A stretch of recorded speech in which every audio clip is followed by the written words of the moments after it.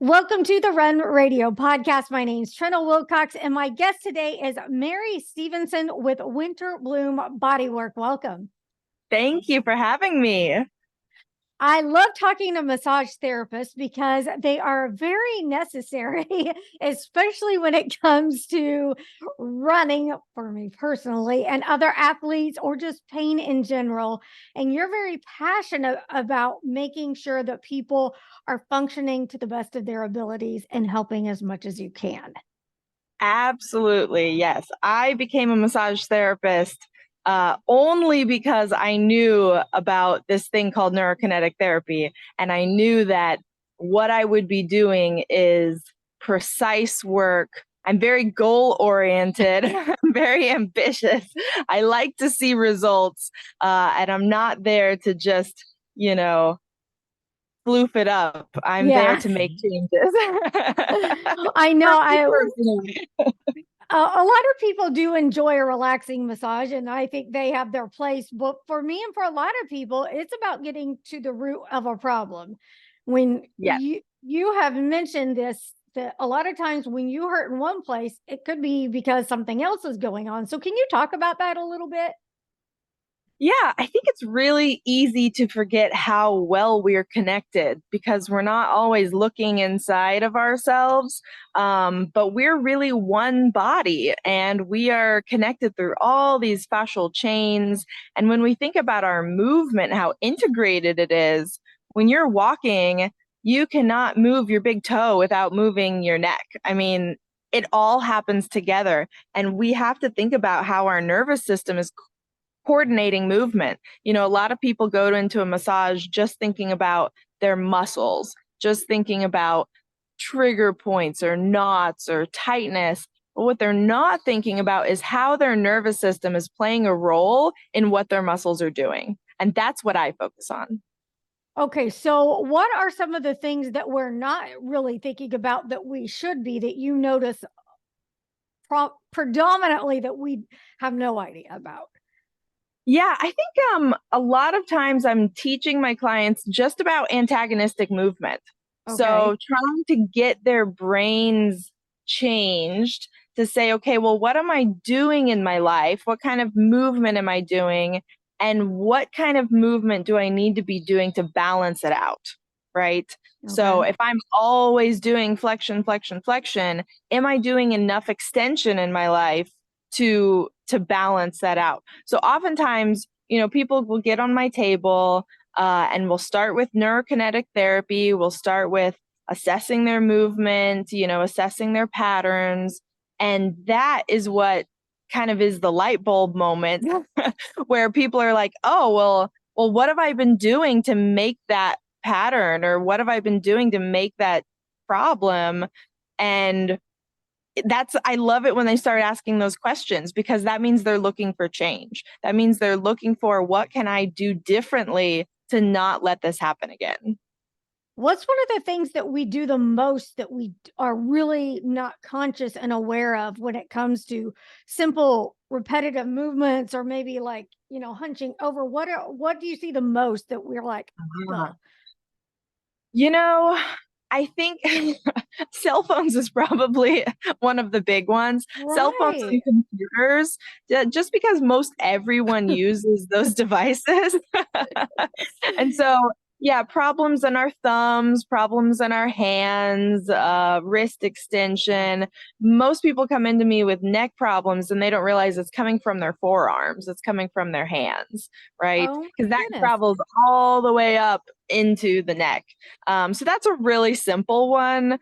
But honestly, the jaw is one of the biggest things that I work on this year. And that's just from people clenching or being stressed out, biting your tongue, not always expressing what you want to express. All of that kind of leads to this jaw tension that can literally globally affect anything in your body. We just had a client yesterday where she knew she had, TMJ problems, but she also had low back problems. And so we start testing QLs, we start testing, all the lower back muscles. and psoas, hip flexors, all the things that would we would think create low back pain. And did some good work, but then eventually, we kind of hit a dead end and we're like, okay, well, where else do we need to look? Boom, brought it back up to the jaw, into these muscles here. And there you go. There was her psoas problem. There was her QL Oh my problem. gosh. So it kind of all goes back to some of these things in our nervous system that, think about when you're doing movement or lifting something heavy. Are you clenching your jaw to make that movement happen? We facilitate things by kind of make this holding pattern with our mouth that we don't realize we're actually using that to coordinate movement. It's really crazy. I want to back up a little bit and get your definition of NKT and the synonyms with that, because I've heard other things like trigger point. Are those exactly the same? Can you explain some of those a little bit? Yeah, I'm glad you brought me back to that. NKT, neurokinetic therapy, is such an important concept to know. Okay. It is not massage therapy. It is not PT. It is not any of those things. It is a tool that we as therapists use. Okay. Yes. So the closest thing I could compare it to is like going back into the roots of applied kinesiology, where, you might do muscle testing to figure out things in the body. NKT specifically is muscular testing. So it's functional motor testing. So what we do is we put your body through different range of motion, and we apply resistance. And we say, okay, does this muscle have the ability to find what we call a neural lock? Meaning you can activate it, it locks on, you can find it, you can hold it against stress, right? And every muscle in your body should be able to do that if it's in a healthy state. It's just proprioception of the brain, your brain being able to know where it's at in space. But if you can't get a neural lock, if we start applying pressure and there's just weakness there and you can't really get your muscles to fire, well, there's a problem. Because in your everyday life, as you're asking your muscles to hold you up against gravity and to do things against resistance, if your muscles have weakness, then your body is having to scramble and find new ways to hold the ship up, right? It's having to recruit new muscles. So if your quad is not firing, suddenly your adductors, your psoas, your hamstrings, everything else has to figure out how to do that work, but it's not really designed to do that work, right? It doesn't have the leverage to do that work. And so that's a really unsustainable pattern, and that's what's going to create pain. So neurokinetic therapy is just an assessment tool for us to test muscles and figure out what's firing and what's not firing. And then we have a way to pair those muscles together to say who's fighting against each other and where is the problem actually coming from. Okay. So is that the same or different than trigger points? Trigger points are an actual reference to the muscle fibers themselves. So when a muscle is locked in a contraction, it doesn't have the right chemical juices to unlock itself. And so that's what we call a trigger point. It's very tender, it's sore, it's inflamed, it looks tight or bunchy because those muscle fibers are actually stuck together. So you would be like finding those places and then releasing those as well in your process. Is that correct? Trigger points are only part of what we do. Yes. Whenever we're talking about dysfunctional muscles and why muscles are dysfunctional, trigger points are kind of a secondary symptom of dysfunction, right? It's like they're going to happen, and yes, we will release them to help you, make progress. But that's not really where the magic happens. The magic happens is in your brain, in your motor cortex, when your brain decides, oh, I don't need to keep firing this muscle over and over and over. And yeah, trigger points happen because the brain decided to do that. But once we make the change in the brain, the trigger points will actually eventually release on their own. As a massage therapist, I can speed up that process by Okay. releasing those trigger points manually. But NKT allows the body to kind of fix itself and recalibrate on its own. So, how long does it usually take to recalibrate? Is it more of a muscle memory thing? You've got to retrain it, or what's that process like? Yeah, absolutely. So it can be as fast as a few minutes. It can be as slow as a few days or a few weeks. It depends on how chronic the problem is and how long your body has been stuck doing the same pattern over and over and over. Okay. So homework is definitely a thing with my clients. If we figure out that, oh man, I've had weak back muscles for 5 years. Now we're gonna have to give you some exercises to figure out how to activate those muscles and reteach that that pattern. And yeah, it's gonna take some work on the client part to to move in a different way so that your body can relearn. No, we did touch on a lot of athletes because they do repetitive motions and things like that can do compensation and then end up in a situation where they need your help. But besides athletes, who comes to you and why? Almost anyone in pain comes to me. It's the people who have been looking for answers. Maybe they've tried other therapy, chiropractic, PT, other massage therapy, and they're still in pain and they haven't found answers.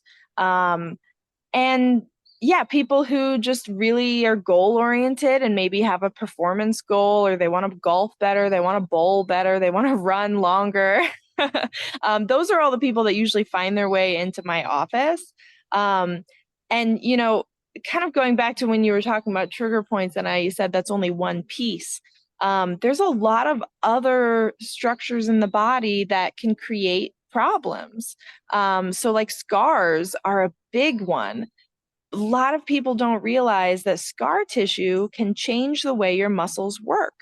Um, if you think about just visually a scar kind of distorting all the tissue around it as it pulls and tugs, all that, those nerves and vessels and blood supply get kind of winded up in the scar tissue, and that can change how it fires. And so some people who haven't found answers for something, they'll come in and tell me that actually they had a big surgery 5 years ago or 10 years ago, and that scar tissue is still a problem. It's still messing with how their brain coordinates movement.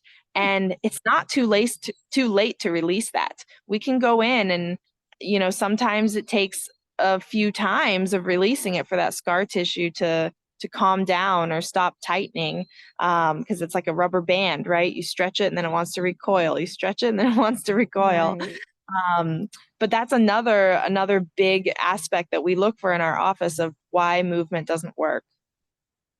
A lot of for a while back, a lot of articles you read would talk about how sitting is the new smoking and how horrible it was to sit long, which I can see sitting for long hours, hunched in a position, not great. But what are your thoughts on that? What is the best way for someone when they have a desk job or they're stuck in the office all day to make sure they're paying attention to those signals?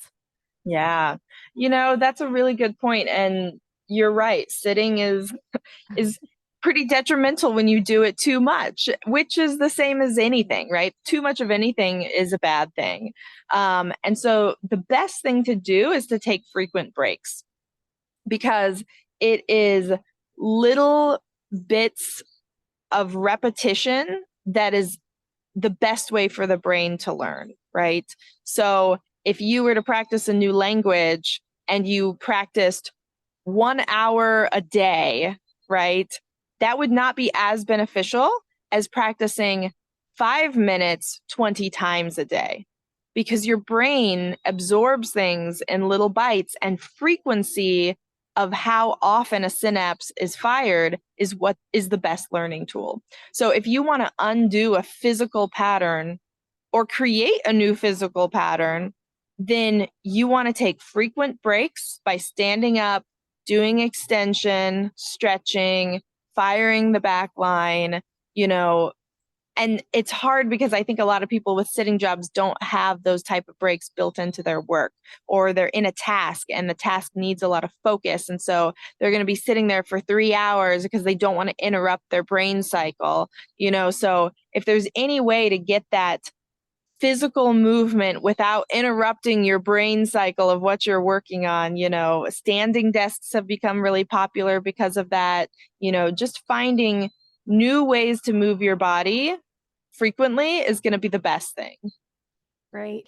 Tell me a little bit about Winter Bloom Bodywork. You've got a great building, a new building, and you're building, your staff.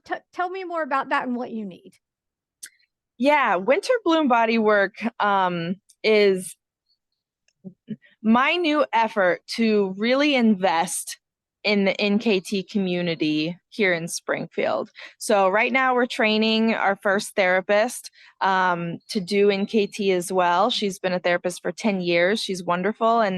And she's the type of person I'm looking for, right? People who are looking for more answers as a therapist. They've been doing work, they've been successful, but they want that other missing link of how can I create faster and better change?